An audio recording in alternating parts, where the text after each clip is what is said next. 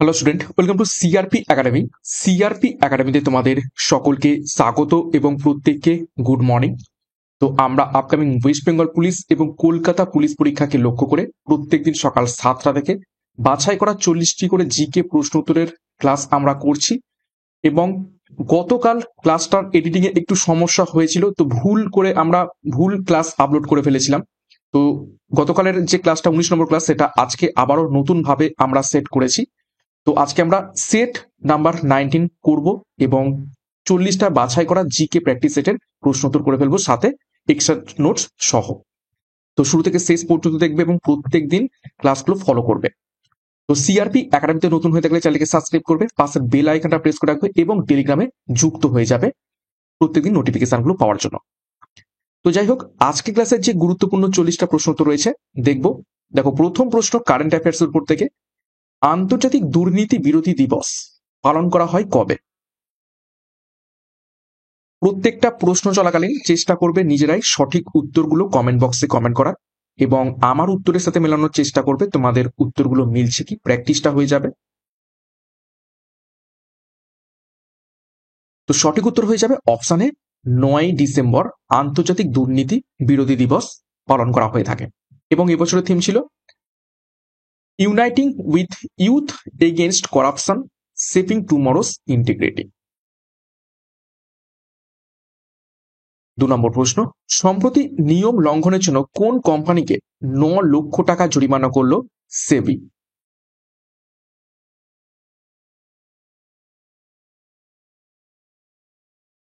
নিচের কোন কোম্পানিকে 9 লক্ষ টাকা জরিমানা করলো সেবি? সেবির ফুল ফর্ম কি? Securities and exchange board of India. তো সঠিক উত্তর হবে অপশন ডি, রিলায়েন্স সিকিউরিটিজকে। 3 নম্বর প্রশ্ন, কোন তারিখটিকে ওয়ার্ল্ড মেডিটেশন ডে হিসাবে ঘোষণা করলো ইউএন জেনারেল অ্যাসেম্বলি? এটাকে স্টার মার্ক করবে, আপকামিং পরীক্ষার জন্য গুরুত্বপূর্ণ প্রশ্ন। ওয়ার্ল্ড মেডিটেশন ডে হিসাবে ঘোষণা করলো ইউএন জেনারেল অ্যাসেম্বলি নিচের কোন তারিখটিকে? সঠিক উত্তর হবে অপশন বি, 21শে ডিসেম্বরকে। 4 নম্বর প্রশ্ন দেখো, ভারতের প্রথম হাইপারলুপ ট্রেন টেস্ট ট্র্যাক তৈরি করলো নিচের কোন ইনস্টিটিউট? এটা ফেসবুক বা বিভিন্ন সোশ্যাল মিডিয়াতে হয়তো তোমরা দেখেছো। ভারতের প্রথম হাইপারলুপ ট্রেন টেস্ট ট্র্যাক তৈরি করলো নিচের কোন ইনস্টিটিউট? তো সঠিক উত্তর হবে option C, IIT Madras. Next গুরুত্বপূর্ণ ঘোষণা, সামনেই পুলিশ পরীক্ষা এক এক করে আসবে। তোমাদের ওবিসি কেস সম্পর্কে আপডেট চলে এসছে, এবং যতদূর শোনা যাচ্ছে ওবিসি কেস কিন্তু একটু পজিটিভই মানে রিভিউ রয়েছে। তো যাই হোক, জানুয়ারি মাসে তার ফাইনাল শুনানি হয়তো চলে আসবে, এবং তারপরে কিন্তু এক এক করে পরীক্ষাগুলো চলে আসবে। তোমরা ভেবো না যে পরীক্ষাগুলো একদম থেমে গিয়েছে, হয়তো প্রসেসটা লেট হচ্ছে এই সমস্ত ব্যাপারে, কিন্তু পরীক্ষা হবেই, এবং যখন হবে কিন্তু একের পর এক চলে আসবে। তো পরীক্ষার প্রস্তুতি থেকে তোমরা দূরে সরে যেও না, ঠিক আছে? প্রস্তুতির সাথে লেগে থাকো। এটা ডিসেম্বর মাস চলছে, ডিসেম্বরের প্রায় 10 তারিখ পার হয়ে গিয়েছে। তো প্রত্যেকদিন ভালো করে প্রস্তুতি নাও, যেভাবে যেমন তোমার প্রস্তুতি নিচ্ছ। এবং ব্যাচ কোর্স আমাদের রয়েছে, যোদ্ধা ব্যাচ, যেখানে তোমরা একদম সম্পূর্ণ বিষয় ভিত্তিক প্রত্যেকটা অধ্যায় ধরে ধরে ডেসক্রিপটিভ প্যাটার্নে থিওরি, তার উপর প্রশ্ন উত্তর মক টেস্ট করা হবে 200+ এখান থেকে প্রশ্ন উত্তর, মানে প্রশ্ন উত্তর 200+ তোমরা ভিডিও ক্লাস পাবে, ফুল ভিডিও। এছাড়া প্র্যাকটিস সেট রয়েছে। তো যোগাযোগ করো 9647553612 নাম্বারে, বিস্তারিত ডিসক্রিপশন বক্সে পেয়ে যাবে। তো প্রস্তুতি চালাতে থাকো, অবশ্যই পরীক্ষা হবে খুব তাড়াতাড়ি। নেক্সট দেখো 5 নম্বর প্রশ্ন, অধীনতামূলক মিত্রতা নীতি কে প্রবর্তন করেছিলেন? নিচের কোন গভর্নর জেনারেল? সঠিক উত্তর অপশন সি, লর্ড ওয়েলেসলি। কত সালে? সালটাও মনে রাখবে, 1798 সালে। নেক্সট দেখো 6 নম্বর প্রশ্ন, সৌরজগতের উজ্জ্বলতম গ্রহ নিচের কোনটি?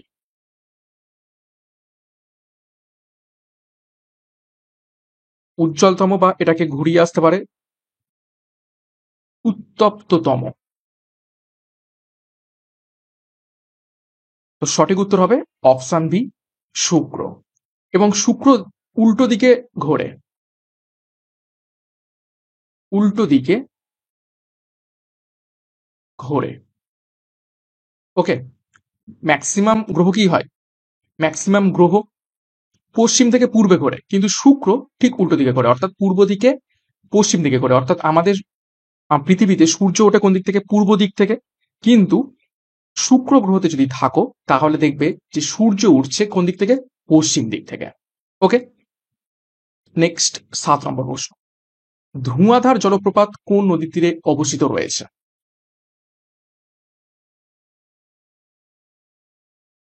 বা কোন নদীর ওপর অবস্থিত রয়েছে? সঠিক উত্তর হবে অপশন সি, নর্মদা নদীর উপর। দেখো কিছু গুরুত্বপূর্ণ জলপ্রপাত কোন কোন নদীর উপর এবং কোন রাজ্যে অবস্থিত একটু দেখে নেবো। দেখো মগধ জলপ্রপাত বেত্তি নদীর উপর, কর্ণাটক অবস্থিত। বাহুতি জলপ্রপাত পদ্মা নদীর উপর, মধ্যপ্রদেশ অবস্থিত। লোধ জলপ্রপাত বুরহা নদীর উপর, ঝাড়খণ্ডে অবস্থিত। চাচাই জলপ্রপাত বিহার নদীর উপর, মধ্যপ্রদেশে অবস্থিত। শিব সমুদ্রম জলপ্রপাত কাবেরী নদীর উপর, কর্ণাটক অবস্থিত।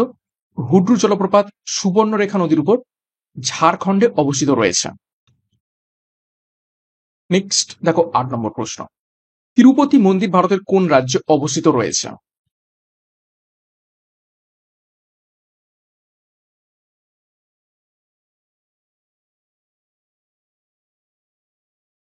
তো 8 নম্বর প্রশ্নের সঠিক উত্তর মিলে নাও অপশন বি, অন্ধ্রপ্রদেশে অবস্থিত রয়েছে তিরুপতি মন্দির। দেখো কিছু বিখ্যাত মন্দির এবং কোন রাজ্যে অবস্থিত একটু দেখে নেবো। কামাখ্যা মন্দির অবস্থিত রয়েছে আসামে। কোনারকে সূর্য মন্দির অবস্থিত রয়েছে উড়িষ্যাতে। স্বর্ণ মন্দির অবস্থিত রয়েছে পাঞ্জাবে। লোটাস টেম্পল অবস্থিত রয়েছে নিউ দিল্লিতে। দিলওয়ারা মন্দির অবস্থিত রয়েছে রাজস্থানে। মীনাক্ষী মন্দির অবস্থিত রয়েছে তামিলনাড়ুতে। নেক্সট 9 নম্বর প্রশ্ন। সুন্দরবন কত সালে ওয়ার্ল্ড হেরিটেজ সাইটের আখ্যা পেয়েছে? খুবই গুরুত্বপূর্ণ প্রশ্ন।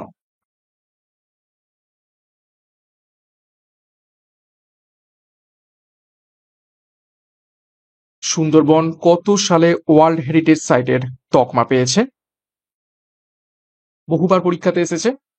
সঠিক উত্তর হয়ে যাবে অপশন সি, 1987 সালে। এখানে কিছু গুরুত্বপূর্ণ তথ্য জেনে রাখবে সুন্দরবন সম্পর্কে। কি? সুন্দরবন টাইগার রিজার্ভ, ঠিক আছে, টাইগার রিজার্ভের তকমা পাই 1973 সালে। তারপর ওয়াইল্ড লাইফ স্যাংচুয়ারি তকমা পাই 1977 সালে। ন্যাশনাল পার্ক, ন্যাশনাল পার্কের স্ট্যাটাস পাই 1984 সালে। এবং সর্বশেষ রামসার সাইট, রামসার সাইটের তকমা পাই 2019 সালে। খুবই খুবই গুরুত্বপূর্ণ তথ্য। নেক্সট দেখো 10 নম্বর প্রশ্ন। তহকক ই হিন্দ কে রচনা করেছিলেন?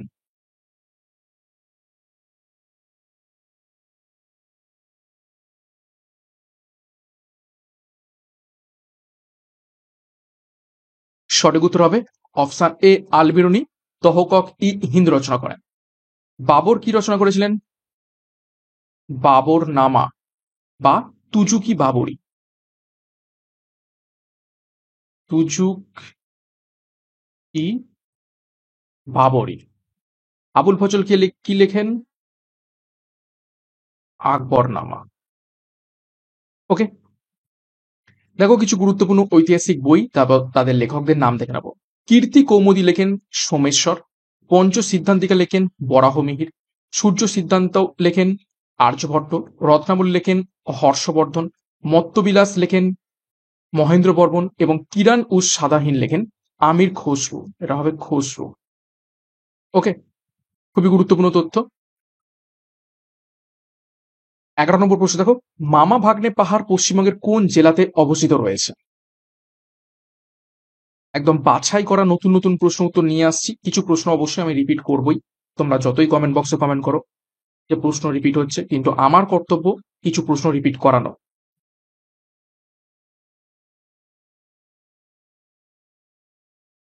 সঠিক উত্তর হবে অপশন ডি, বীরভূম। বীরভূমে মামা ভাগ্নে পাহাড়টি অবস্থিত রয়েছে। দেখো, আমাদের পশ্চিমবঙ্গের কিছু গুরুত্বপূর্ণ পাহাড় এবং তাদের উচ্চতা এবং কোন জেলাতে অবস্থিত একটু দেখে নেব। দেখো, অযোধ্যা পাহাড় 855 মিটার উচ্চতা, পুরুলিয়াতে অবস্থিত। শুশুনিয়া পাহাড় 448 মিটার উচ্চতা, বাঁকুড়াতে অবস্থিত। মামা ভাগ্নে পাহাড় 105 মিটার উচ্চতা, বীরভূমে অবস্থিত। বিহারীনাথ পাহাড় 451 মিটার উচ্চতা, বাঁকুড়াতে অবস্থিত। তারপর দেখো, জয়চণ্ডী পাহাড় 155 মিটার উচ্চতা, পুরুলিয়াতে অবস্থিত। পাঞ্চেত পাহাড় 490 মিটার উচ্চতা, পুরুলিয়াতে অবস্থিত। টাইগার হিল, যার উচ্চতা 2590 মিটার, দার্জিলিং এ অবস্থিত রয়েছে। নেক্সট দেখো 12 নম্বর প্রশ্ন। সংবিধান সংশোধনের পদ্ধতির ধারণা কোথা থেকে নিয়ে আসা হয়েছে?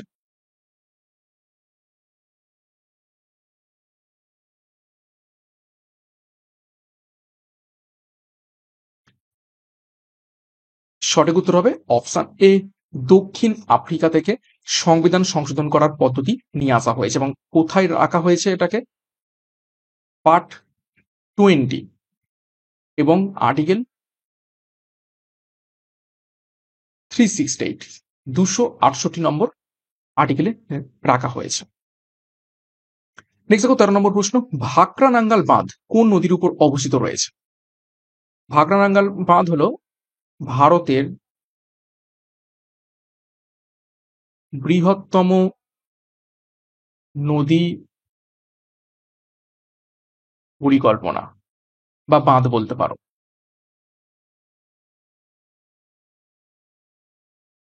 তো সঠিক উত্তর হবে অপশন ডি, শতদ্রু নদীর উপর অবস্থিত রয়েছে ভাকরা নাঙ্গাল বাঁধ। 14 নম্বর প্রশ্ন দেখো, ভারতের বৃহত্তম কয়লা ক্ষেত্র নিচের কোথায় অবস্থিত?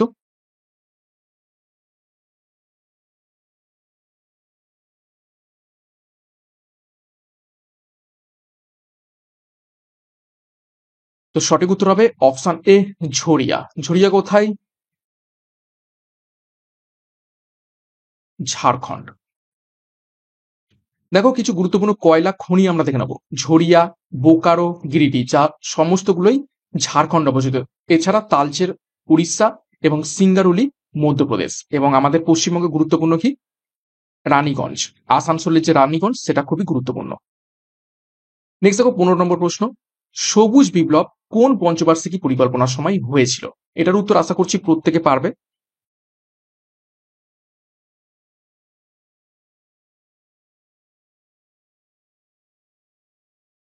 সঠিক উত্তর হবে অপশন সি, তৃতীয় পঞ্চবার্ষিকী পরিকল্পনা। মূলত 1961 সালের দিকে এসেছিল সবুজ বিপ্লব, এবং এর জনকের নাম কি?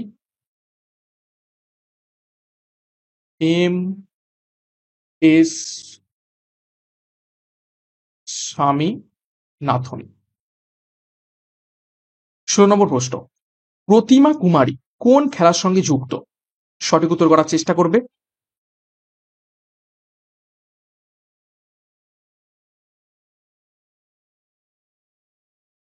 তো সঠিক উত্তর মিলিয়ে নাও, অপশন বি, ওয়েট লিফটিং বা ভারোত্তোলন খেলার সাথে সম্পর্কিত রয়েছেন প্রতিমা কুমারী।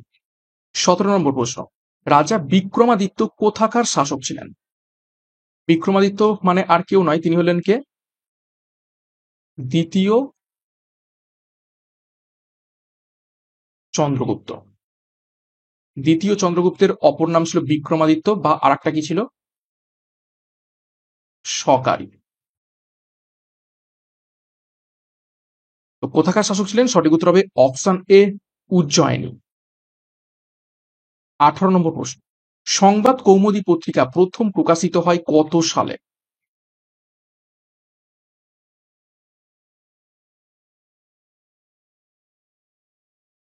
সঠিক উত্তর করবে। সঠিক উত্তর হবে অপশন এ, 1821 সালে। এবং কে চালু করেন এই সংবাদ কৌমুদী? রাজা রামমোহন রায় এবং ভবানীচরণ। ওকে, নেক্সট দেখো কিছু গুরুত্বপূর্ণ আমরা ঐতিহাসিক সংবাদপত্র এবং তাদের সম্পাদকদের নাম দেখে নেব। হিন্দু প্যাট্রিয়ট, তার সম্পাদক ছিলেন হরিশচন্দ্র মুখোপাধ্যায়। ইন্ডিয়ান মিরর পত্রিকার সম্পাদক ছিলেন কেশবচন্দ্র সেন। যুগান্তর পত্রিকার সম্পাদক ছিলেন ভূপেন্দ্রনাথ দত্ত। সঞ্জীবনী পত্রিকার সম্পাদক ছিলেন কৃষ্ণ কুমার মিত্র। সন্ধ্যা পত্রিকার সম্পাদক ছিলেন ব্রহ্মবান্ধব বন্দ্যোপাধ্যায়। নেক্সট দেখো 19 নম্বর প্রশ্ন, পেনাল্টি কর্নার কোন খেলার সঙ্গে যুক্ত?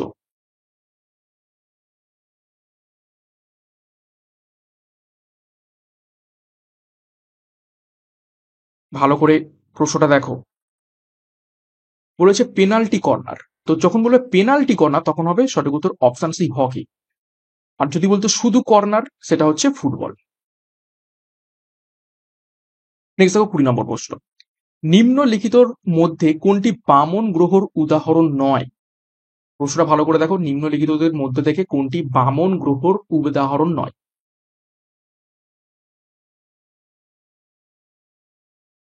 অর্থাৎ তিনটে অপশন বামন গ্রহর আর একটা বামন গ্রহর উদাহরণ নয়। চারটে নাম ফোবস, প্লুটো, এরিস এবং মাকে মাকে। তো উদাহরণ নয়, সঠিক উত্তর হবে অপশনে ফোবস। ফোবস এবং আর কি ডিমোস, এই দুটো মঙ্গল গ্রহের উপগ্রহ, ঠিক আছে? তো সেই কারণে এই দুটো বামন গ্রহ নয়, বাদ বাকি প্লুটো তো এখন বর্তমানে বামন গ্রহ, এরিস এবং ম্যাকে এইগুলো সবই কি বামন গ্রহ বা ড্রপড প্ল্যানেট। নেক্সট দেখো 21 নম্বর প্রশ্ন, সাভানা তৃণভূমি কোথায় দেখতে পাওয়া যায়? নিচে কোন দেশে?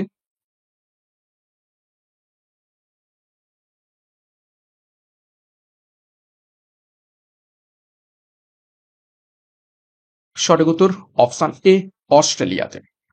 দেখো কিছু গুরুত্বপূর্ণ তৃণভূমি এবং কোন কোন দেশে দেখতে পাওয়া যায় একটু দেখে নেব। ক্যান্টারবেরি দেখতে পাওয়া যায় নিউজিল্যান্ডে।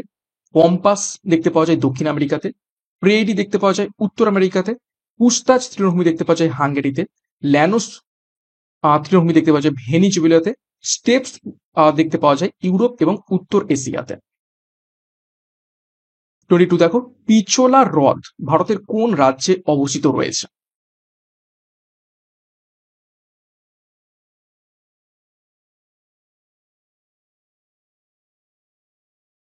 সঠিক উত্তর অপশন বি রাজস্থানে অবস্থিত রয়েছে।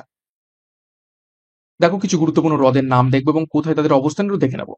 কোল্লেরু হ্রদ অন্ধ্রপ্রদেশে অবস্থিত রয়েছে কৃষ্ণা এবং গোদাবরী নদীর বদ্বীপ স্থানে।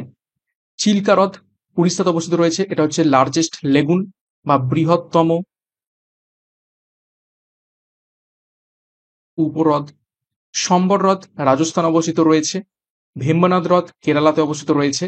পুলিকট হ্রদ অন্ধ্রপ্রদেশ এবং তামিলনাড়ু সীমান্তে অবস্থিত রয়েছে এবং উলার হ্রদ কাশ্মীর উপত্যকাতে অবস্থিত রয়েছে। 23 দেখো, প্যান্টোথেনিক অ্যাসিড কোন ভিটামিনের রাসায়নিক নাম? ভিভিআই করবে।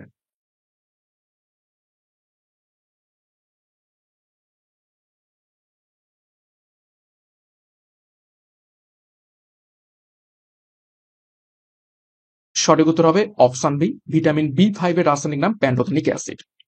দেখো বিভিন্ন ভিটামিন সমূহ এবং তাদের যে রাসায়নিক নাম সেগুলো একটু দেখে নেবো। ভিটামিন এ এর রাসায়নিক নাম রেটিনল। ভিটামিন বি1 এর রাসায়নিক নাম থিয়ামিন।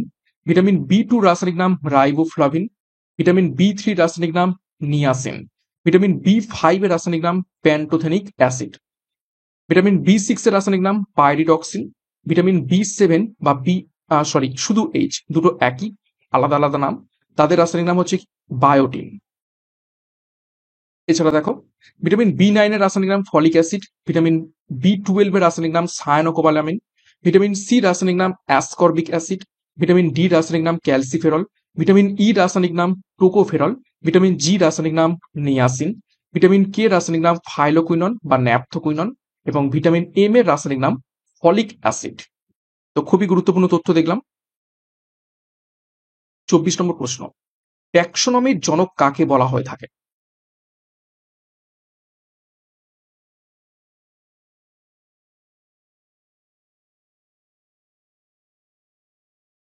তো সঠিক উত্তর হবে অপশন সি, লিনিয়াস।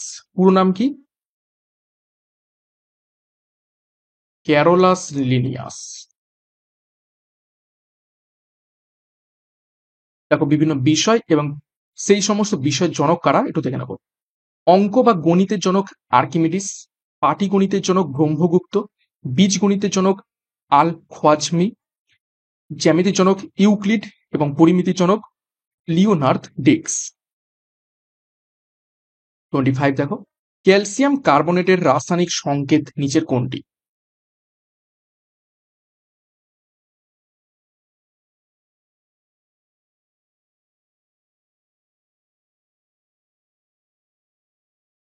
তো ক্যালসিয়াম কার্বনেটের রাসায়নিক সংকেত নিচের কোনটি? সঠিক উত্তর অপশন এ, CaCO3।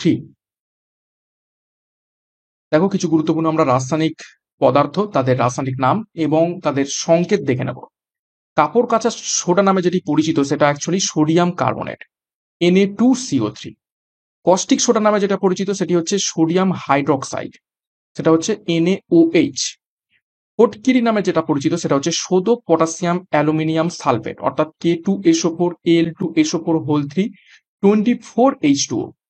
জিপসাম নামে আমরা যাকে জেনে থাকি সেটা হচ্ছে সোদো ক্যালসিয়াম সালফেট, অর্থাৎ CaSO4 2H2O। বেকিং পাউডার যেটা আমরা রান্নাতে ব্যবহার করে থাকি, যেটাকে আমরা খাবার সোডা বলি, সেটা হচ্ছে সোডিয়াম বাইকার্বনেট, NaHCO3। আর ব্লিচিং পাউডার সেটা হচ্ছে ক্যালসিয়াম ক্লোরো হাইপোক্লোরাইড, সংকেত CaOClCl। এটাকে ভিভিআই করবে। 26 দেখো, নিম্নের কোনটি গ্রিন হাউস গ্যাস নয়? চারটে গ্যাস রয়েছে, methane, carbon die oxide, nitrous oxide এবং অক্সিজেন। ইজি প্রশ্ন। তো সঠিক উত্তর হবে অপশন ডি, অক্সিজেন। 27, ক্লোরিনের যোজ্যতা কত? যোজ্যতা মিনস শেষ কক্ষে কতগুলো ইলেকট্রন আরো নিতে পারবে। ঠিক আছে, আমরা জানি কে, এল, এম এইভাবে কক্ষ যায়, কে তে 2টো, এল তে 8টা, এম এতেও 8টা, ম্যাক্সিমাম 8টা করে এই হতে থাকে। এবং ক্লোরিন অর্থাৎ Cl এর 17। তো 17-র মধ্যে কে 2টো চলে গেল, 8টা দিয়ে দিলাম, 10টা পড়ে রইল। ঠিক আছে, তার মানে আমরা এখানে কত দেবো? 7 দেবো। তার মানে আর কটা ইলেকট্রন নিলে 8 হবে? আর একটা ইলেকট্রন নিলে 8 হবে। তো এই 1 হয়ে যাবে কি কিসের? ক্লোরিনের যোজ্যতা। কটা ইলেকট্রন শেষ কক্ষে এখনো গ্রহণ করতে পারবে সেটাই হচ্ছে কোনো একটা মৌলের যোজ্যতা। ওকে, নেক্সট 28, মানুষের মস্তিষ্কে বৃহত্তম অংশ নিচের কোনটি? এই প্রশ্নটা আমি করিয়েছি।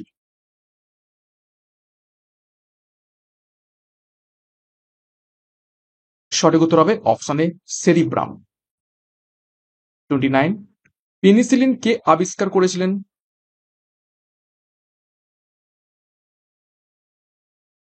ইজি প্রশ্ন। সঠিক উত্তর হবে অপশন এ, আলেকজান্ডার ফ্লেমিং। দেখো কিছু গুরুত্বপূর্ণ আবিষ্কার এবং আবিষ্কারকের নাম আমরা দেখে নেব। রক্ত সংবহন আবিষ্কার করেন উইলিয়াম হার্ভে। রক্তের গ্রুপ আবিষ্কার করেন কার্ল ল্যান্ডস্টেইনার। ভাইরাস আবিষ্কার করেন দিমিত্রি ইভানস্কি। ব্যাকটেরিয়া আবিষ্কার করেন লুমেনহক। পেনিসিলিন আবিষ্কার করেন আলেকজান্ডার ফ্লেমিং। কলেরা জীবাণু আবিষ্কার করেন রবার্ট কচ। কুষ্ঠের জীবাণু আবিষ্কার করেন হ্যানসেন। ম্যালেরিয়ার জীবাণু আবিষ্কার করেন ল্যাভেরন। নেক্সট দেখো 30 নম্বর প্রশ্ন, আর্সেনিকের প্রভাবে নিম্নলিখিত কোন রোগটি হয়ে থাকে?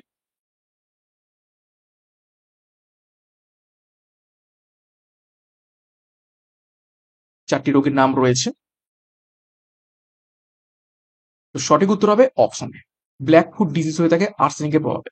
মিনামাটা রোগ হয়ে থাকে কি? পারদ বা মার্কারি। ঠিক আছে, ইতাই ইতাই কিসের জন্য হয়? ক্যাডমিয়াম।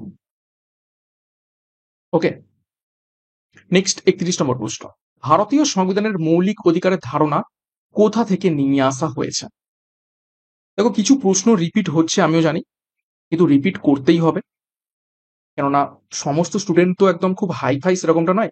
কেউ খুব ভালো পারো, কেউ একটু মডারেট, কেউ আবার একটু পিছিয়ে রয়েছে। তো সকলের জন্য ভেবেই সেই রকম ভাবে প্রশ্ন উত্তর আমরা সেট করি। এবং যত প্রশ্ন রিপিট হবে তোমাদের জন্য কিন্তু ভালো, অ্যাকুরেসি বাড়বে। তো সঠিক উত্তর হয়ে যাবে অপশানে আমেরিকা। 32 নম্বর প্রশ্ন, উত্তর গোলার্ধের সবচেয়ে ছোট দিন নিচের কোনটি?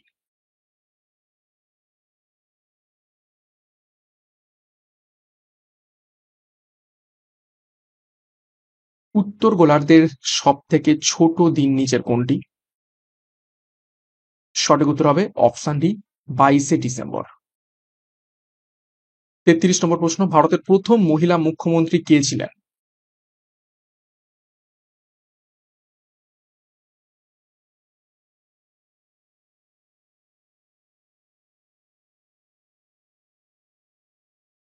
সঠিক উত্তর হবে অপশান সি, সুচেতা কৃপালিনী।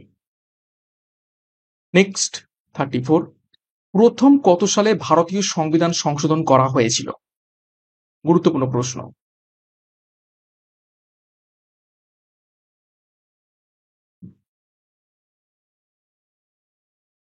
সঠিক উত্তর হবে অপশান বি, 1951 সালে। দেখো, এটি বাক স্বাধীনতা ও মত প্রকাশের স্বাধীনতা, জমিদারি বিলোপ আইনের বৈধতা সীমাবদ্ধ করার উপায় সরবরাহ করেছিল এবং স্পষ্ট করে দিয়েছিল যে সমতার অধিকার সমাজের দুর্বল অংশের জন্য বিশেষ বিবেচনা প্রদান করে, এমন আইন প্রণয়নে বাধা দেয় না। ওকে, এটা হচ্ছে প্রথম সংবিধান সংশোধন। নেক্সট 35, দেখো, বেটন কাপ কোন খেলার সঙ্গে যুক্ত, যেটাকে আমরা বাংলায় বেটন বলি?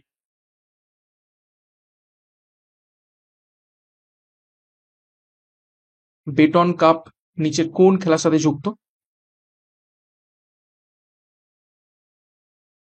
সঠিক উত্তর অপশন সি, হকি। 36, ভবানী পাঠক নিচের কোন বিদ্রোহের সাথে যুক্ত ছিলেন?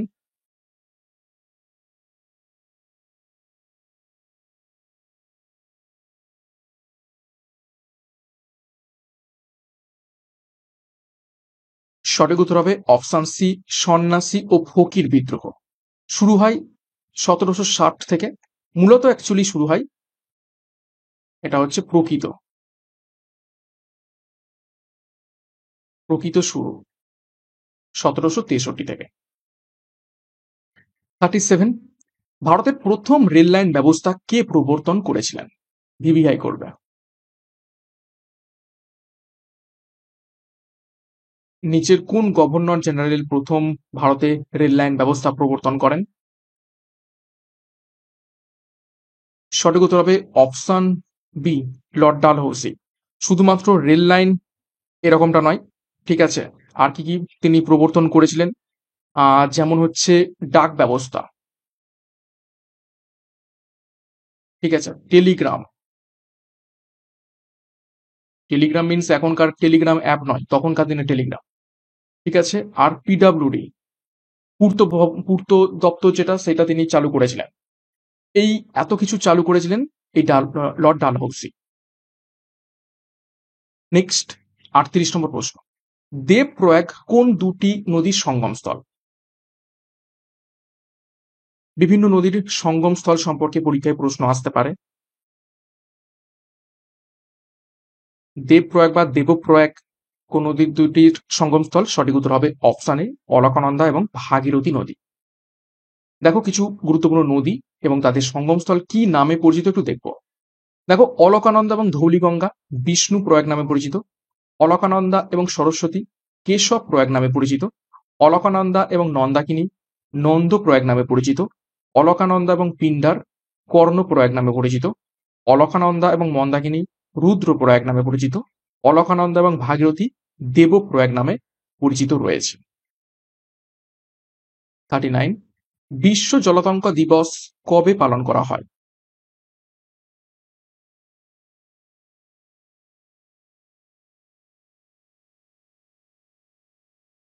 সঠিক উত্তর হবে অপশন সি, 28শে সেপ্টেম্বর।